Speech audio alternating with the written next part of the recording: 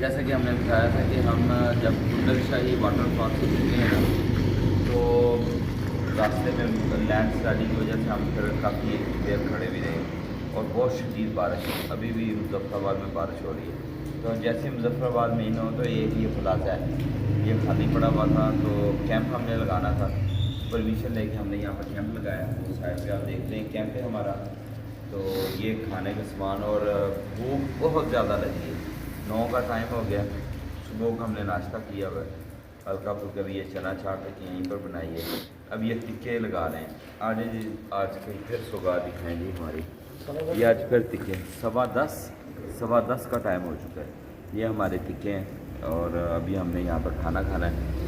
میں جب بھی وزٹ کرتا ہوں، ٹور کرتا ہوں، تو میں آپ کو پتہ ہے ٹکے لازمی ہوتے ہیں۔ اب یہ ایک سیخ یہاں سے لیں، 300-400 روپے کی ایک سیخ دیتے ہیں، 4 بوٹیاں، تو یہی گھر سے بندہ دے گیا۔ ہم 8 کلو گوشت لے کے آئے ہیں ٹکوں کا، جو کہ ختم نہیں ہو رہا، اتنا زیادہ ہم اسے یوز بھی کر رہے ہیں، مطلب کہ جب سے آئے ٹکے بھی کھا رہے ہیں اور کڑھائی بھی چل رہی ہے۔